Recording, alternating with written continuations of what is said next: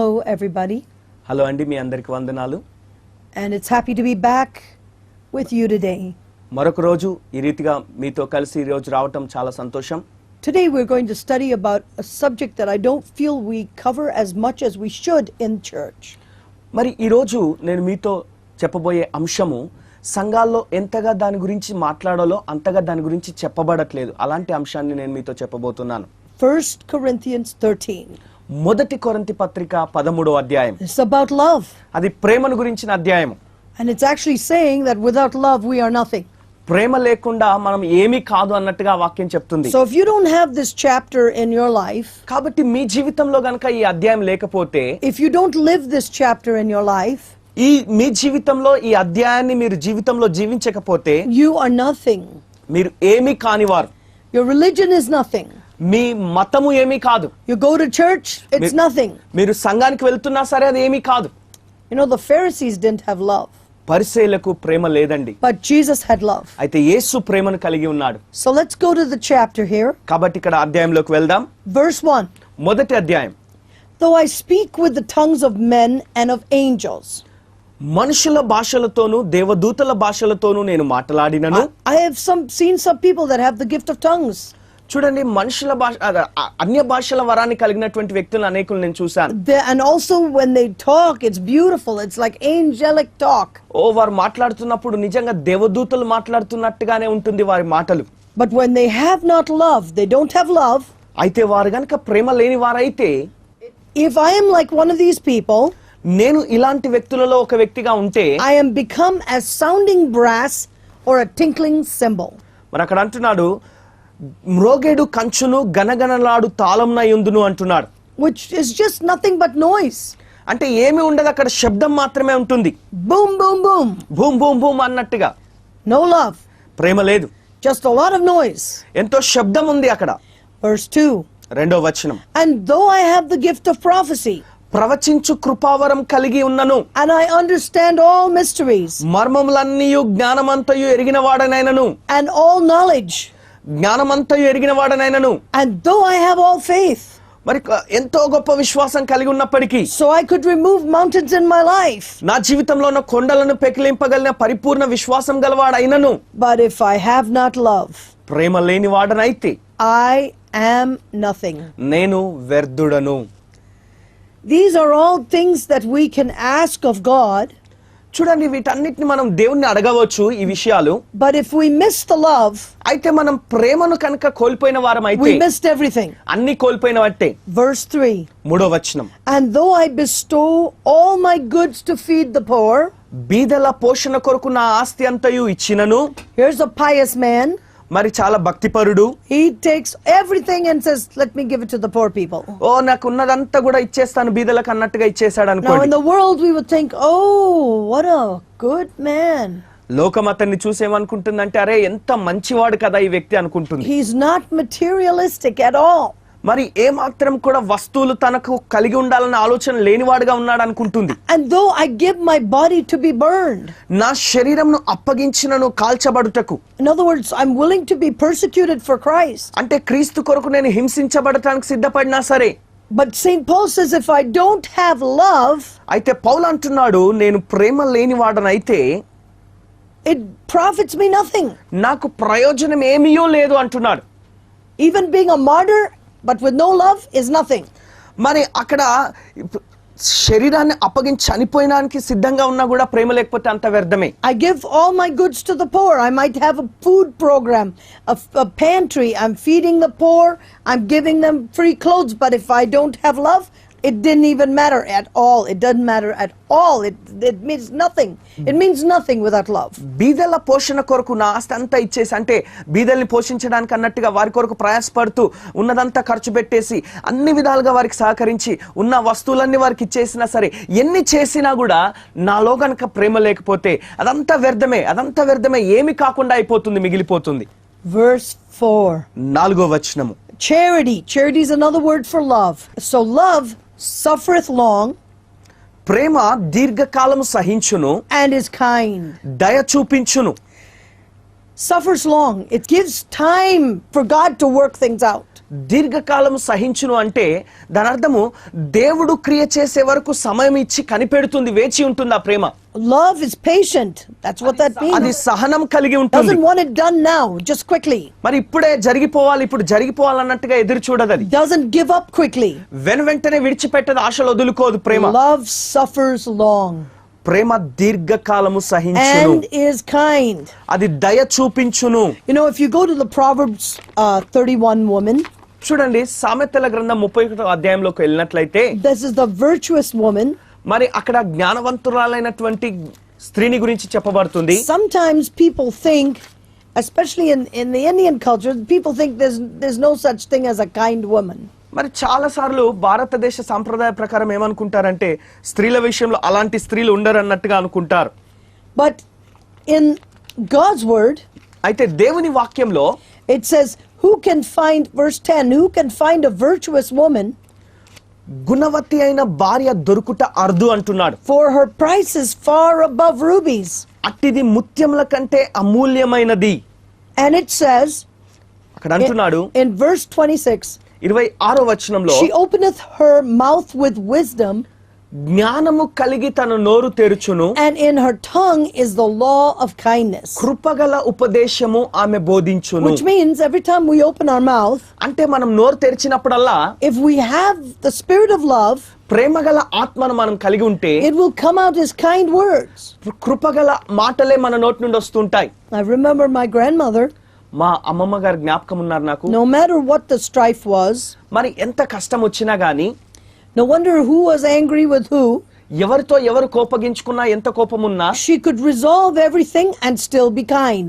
అన్నిటిని వదిలిపెట్టి అన్నిటిని మర్చిపోయి వారి విషయంలో దయతో వ్యవహరించేది. She would give an order ఆమె ఒక ఆజ్ఞ ఇచ్చేది, and give a reprimand spiritually, మరి ఆధ్యాత్మికంగా ఒక కావలసినటువంటి సూచనలు ఇచ్చేది. and it was direct, అది సూచన నేరుగా ఇచ్చేది, but it was also kind. కానీ అది దయతో ఇచ్చే ఆ మాటలు దయతో చెప్పేది ఆమె. But if we lack love, అయితే మనం ప్రేమ లేని వారం అయితే then what we say becomes like a scolding.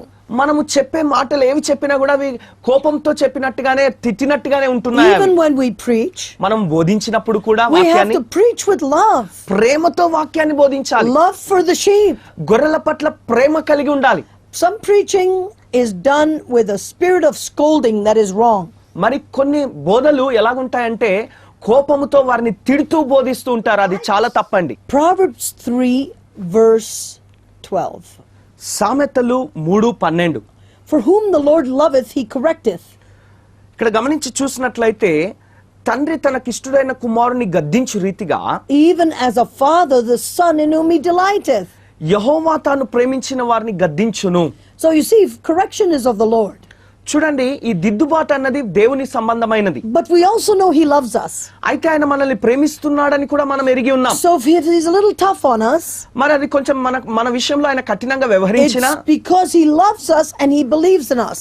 ఆయన మనల్ని ప్రేమిస్తున్నాడు, ఆయన మనల్ని నమ్ముతున్నాడు కాబట్టి అలా కఠినంగా So వ్యవహరిస్తాడు. you see, even as we are teachers of the word of God, కాబట్టి దేవుని వాక్యాన్ని బోధించే బోధకులుగా ఉన్న మనం you కూడా can't scold people. మనము ప్రజలను తిట్టకూడదండి. You can't give them a beating with your tongue. మీ యొక్క నాలుకతో వారిని కొట్టినట్టుగా మాట్లాడకూడదు. There's got to be kindness in that directness because there's love there. అక్కడ ప్రేమ ఉంది కాబట్టి మీరు వారికి మార్గదర్శకత్వాన్ని చేస్తున్నప్పుడు దయతో కూడిన మాటలు చెప్పాలి. Love envieth not. ప్రేమ మత్సర పడదు. Charity envieth not. మరి అది ఎంతో డంబంగా ప్రవర్తించదు, ఉప్పొంగదు. Is not jealous. అది ఉప్పొంగదు. See, when envy creeps into the church, ఈ యొక్క సంఘంలోనికి ఎప్పుడైతే ఈ ద్వేషం వస్తుంటుందో, it's a very dangerous thing. ఇది చాలా ప్రమాదకరంగా ఉంటుంది. Why? ఎందుకు? Love is for all of us to be a happy family together. ప్రేమ అన్నది మనమందరము కుటుంబంగా కలిసి సంతోషంగా ఉండటానికి And అన్నట్టుగా ఈ each ప్రేమ one ఉంటుంది. in the church uses their talents. మరి సంఘంలో ఉన్న ప్రతి ఒక్కరు వారి తలాంతులను ఉపయోగిస్తారు. Sometimes you'll get one person కొన్నిసార్లు ఒక వ్యక్తి వస్తాడు, and they don't want anybody to excel higher than them. వారు ఎలాగుంటారంటే వారికి మించి ఎవరు కూడా పైకి వెళ్ళకూడదు అనుకుంటారు. They're jealous. వారు అసూయతో ఉంటారు. So they deliberately don't use certain people. కాబట్టి కొందరిని వారు ఉపయోగించుకోరు, వాడుకోరు ఇతరులను. That's dangerous in the kingdom of heaven. అది పరలోక రాజ్యంలో చాలా ప్రమాదకరంగా ఉంటుంది. If you sit in a church and God has given you a heavenly calling, మీరు గనుక సంఘంలో కూర్చున్నప్పుడు దేవుడు ఒక పరలోక సంబంధమైన పిలుపుని మీకు ఇచ్చినట్లయితే, and they know somebody there does not want to use you, ఎవరైనా మిమ్మల్ని వాడుకోవడానికి ఇష్టపడకపోతే, you have to proceed with the Father's help into a place where you can be used by God, because God is going to ask you what you did with your talents. తండ్రి సహాయంతో నువ్వు మరొక స్థలానికి వెళ్ళి ఆ తలాంతును వాడుకునే విధంగా నువ్వు ప్రయత్నించాలి. ఎందుకంటే రేపొద్దున తండ్రి నిన్ను అడుగుతాడు, నేను నీకు ఇచ్చిన తలాంతు విషయంలో ఏం చేశావని. And what are you going to tell him then? మరి ఆయనకి ఏం చెప్తావు జవాబు నువ్వు? మరి Well, somebody told me I was not fit, so I had to sit in a chair in the back of the church. మరి ఎవరో అన్నారు, నేను సరిగా ఆరోగ్యంగా లేను కాబట్టి నేను అక్కడ కుర్చీలో కూర్చుండిపోవాల్సిన పరిస్థితి ఉందన్నారు. Now scripturally, if we are going to talk about not being fit, లేఖనానుసారంగా మనం చూసినట్లయితే మనము మరి సరి అయినటువంటి ఆరోగ్యకరంగా లేకపోతే, the Bible says, బైబిల్ అంటుంది, all have sinned అందరూ పాపం చేశారు and come short of the glory of God. దేవుని మహిమను పొందలేని స్థితిలో ఉన్నారు, ఏ భేదం లేదు. All have sinned, అందరూ పాపం చేసి ఉన్నారు, including the leaders. నాయకులతో సహా అందరూ. Nobody's perfect.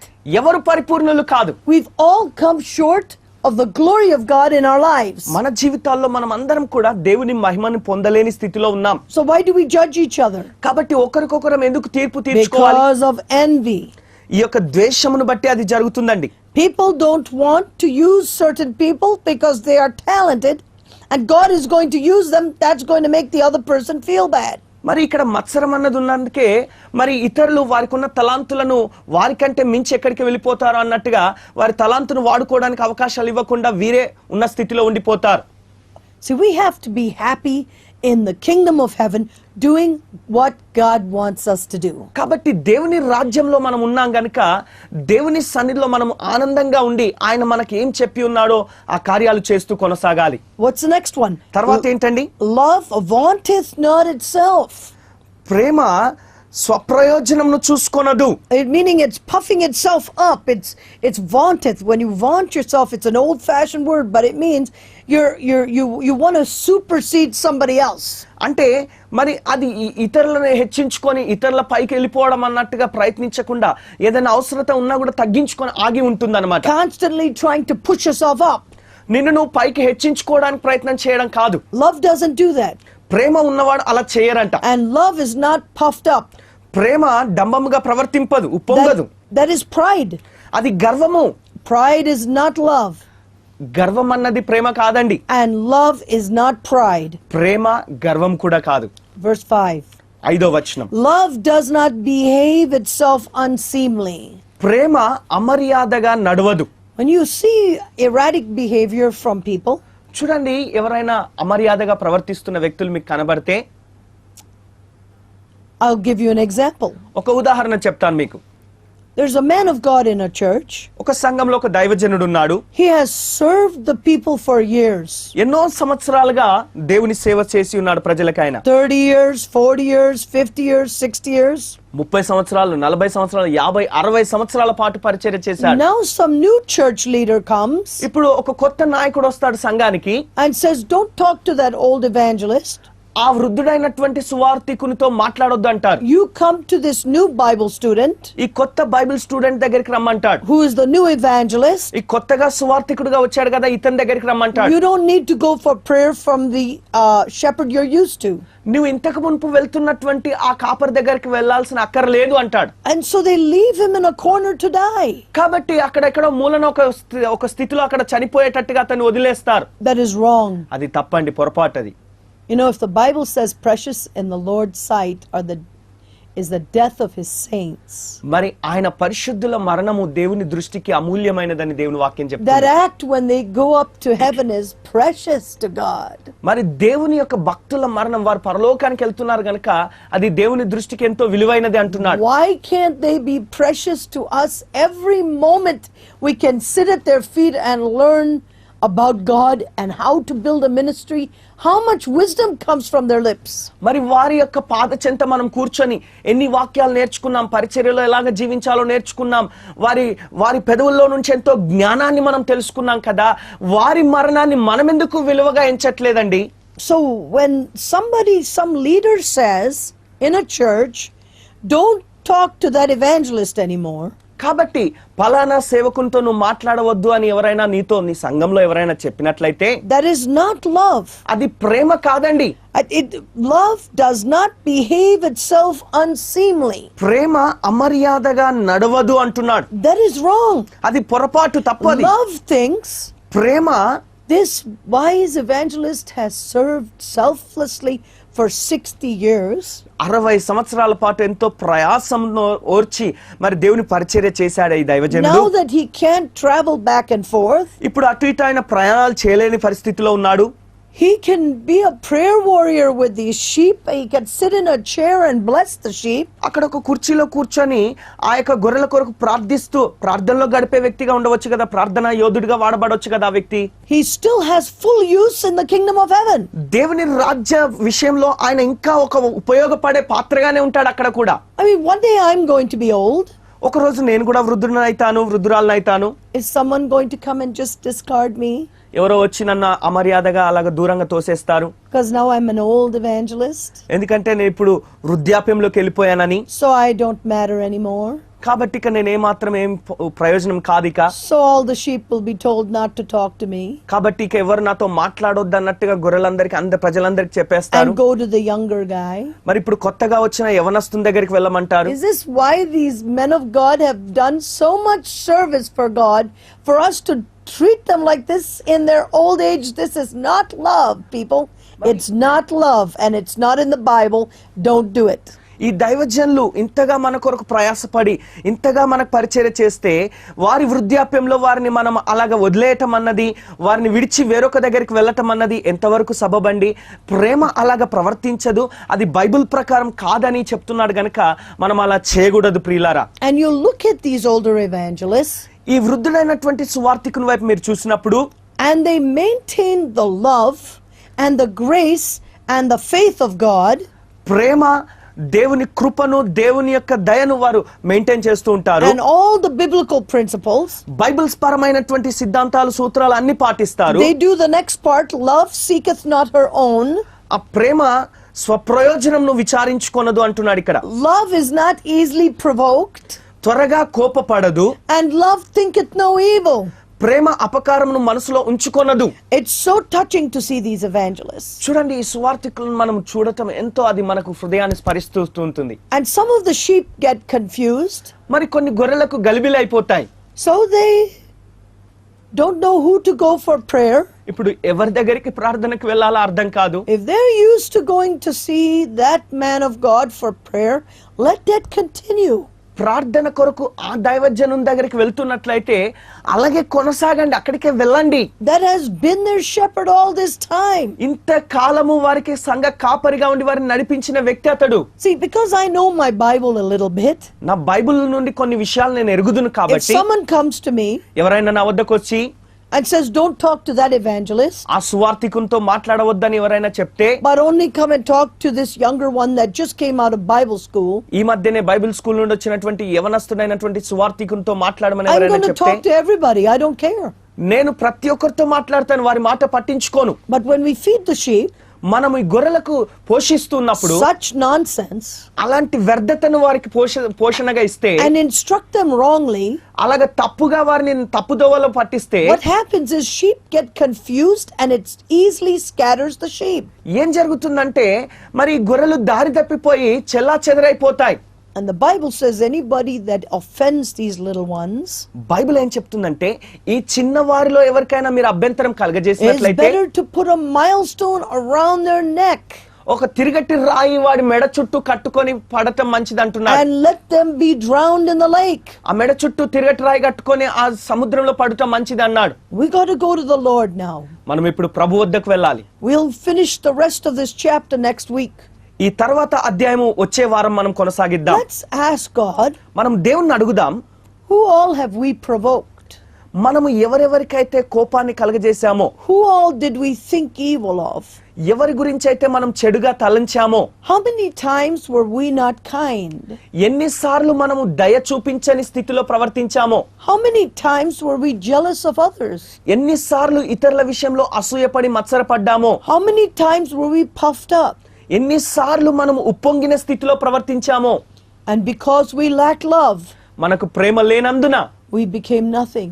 మనము నిష్ప్రయోజనం అయిపోయాం. We don't want to be nothing. మనము ఏమీ లేని వ్యర్థులమైపోతున్నాం. After your whole life, do you want to amount to nothing? నీ జీవితం అంతా గడిచి చివరికి నువ్వు వ్యర్థుడవైపోవాలనుకుంటున్నావా? After serving God, దేవుని సేవించిన తర్వాత, doing all the good that you do, నువ్వు చేసిన మంచి అంతా చేసిన తర్వాత, being a good sheep, ఒక మంచి గొర్రెగా ఉండి, to being a good shepherd, ఒక మంచి కాపరిగా ఎదిగి, but you lack love, ఇప్పుడు ప్రేమ లేని వ్యక్తిగా ఉంటే do we want to be nothing? మనం వ్యర్థుడిగా ఉండిపోవాలని అలాగా ఉంటామండి. All our work goes to nothing. మరి మన ప్రయాసంతా కూడా వృధా అయిపోతే, All our time goes to nothing మన సమయం అంతా వృధా అయిపోతే, because we lack that one thing.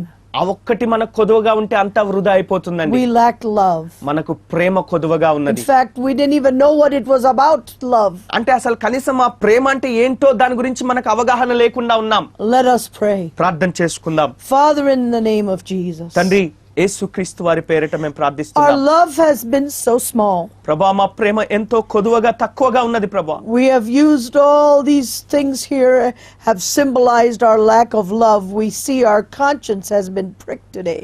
ప్రభా, ఇవన్నీ కూడా ప్రేమ లేని స్థితిని బట్టే ఇలాంటి వ్యవహారాలు వ్యవహరించి మేము ఈ రోజు వాక్యం చేత మరి మేము గుచ్చబడి ఉన్నాం. We have made situations in our families. మా కుటుంబాల్లో అలాంటి పరిస్థితులు కల్పించుకున్నాం. We have made situations in our churches. మా సంఘాలలో ఇలాంటి పరిస్థితులు మేము కల్పించుకున్నాం. We've had unforgiveness. మేము క్షమించలేని తత్వంతో ఉన్నాం. We've had strife. మాకు నాయన మత్సరం ఉన్నది, పోట్లాటలు ఉన్నాయి. We have had confusion. అంత గలిబిలి గందరగోళం ఉన్నదయ్యా. We have had every evil work అన్ని దుష్ట క్రియలు, చెడ్డ క్రియలు ఉన్నాయి ప్రభు. because we lack love. ఎందుకంటే మాలో ప్రేమ లేదు నాయన. Forgive us, Jesus. మమ్మల్ని క్షమించండి యేసయ్యా. You who loved us and died for us, మమ్మను ప్రేమించి మా కొరకు చనిపోయిన నీవు, you stretched out your hands. నీ హస్తములు, నీ చేతులు చాపి You ఉన్నావు. gave us new life, కొత్త జీవితాన్ని, నూతన జీవితాన్ని మాకు ఇచ్చావు. resurrection life, పునరుత్థాన జీవితాన్ని మాకు ఇచ్చావు. because of your love for us, నువ్వు మా కొరకు కలిగి ఉన్న ప్రేమను బట్టి that we can in turn love others. మేము కూడా ప్రేమ ద్వారా ఇతరులను చేరుకోగలం ప్రభు. We come against the spirit of selfishness స్వార్థపూరితమైన ఆత్మకు విరోధంగా మేము వస్తున్నాం. యేసు in the నామములో, name of Jesus. యేసు నామములో We come against the spirit of lack of love ప్రేమ లేని తత్వం అనే ఆ ఆత్మను మేము వ్యతిరేకిస్తున్నాం ప్రభు. in the name of Jesus. యేసు నామములో And we command that that spirit of love that was on Jesus will come down on all the listeners today in Jesus' name. యేసులో ఉన్న ప్రేమ ఆత్మ ఈ రోజు ఈ వాక్యాన్ని వింటున్నటువంటి ప్రియులైన వారందరి జీవితాల్లోనికి ఆ ప్రేమ ఆత్మ వచ్చును గాక. యేసు నామములో అడుగుచున్నాం తండ్రి. Bring all the people నాయనా, ప్రజలందరినీ మీరు తీసుకొని రండి నాయనా. back that we have disowned, నాయనా, మేము ఎవరి పట్ల అయితే అమర్యాదగా ప్రవర్తించామో, all those that we have hated, ఎవరినైతే ద్వేషించామో, all those that we rejected, ఎవరినైతే తృణీకరించామో, all the family members that we don't talk to. మేము ఎవరితో మాట్లాడకుండా ఉన్న కుటుంబ సభ్యులైతే ఎవరైతే ఉన్నారో, Your Holy Spirit has taught us నీ today పరిశుద్ధాత్ముడు ఈ రోజు మాకు బోధించి ఉన్నాడు. to love them, వారిని మేము ప్రేమించాలని, to cherish them, వారితో మేము సంప్రదింపులు కలిగి ఉండాలని, and so to fulfill your word. నాయనా, నీ యొక్క పనిని కొనసాగించి నెరవేర్చాలని Help us, Jesus. మాకు సహాయం చేయండి నాయనా. And let this place become more of a loving place. There's these homes, these families, and these churches, and this world. ఈ స్థలము, ఈ కుటుంబాలు, ఈ గృహాలు, ఈ సంఘాలు, ఈ లోకమంతా కూడా ప్రేమమయమైనటువంటి లోకంగా మారునట్లుగా, అలాంటి స్థలంగా మారునట్లుగా సహాయం చేయండి. In Jesus' name, యేసు నామమున ప్రార్థిస్తున్నాం తండ్రి. amen. ఆమేన్.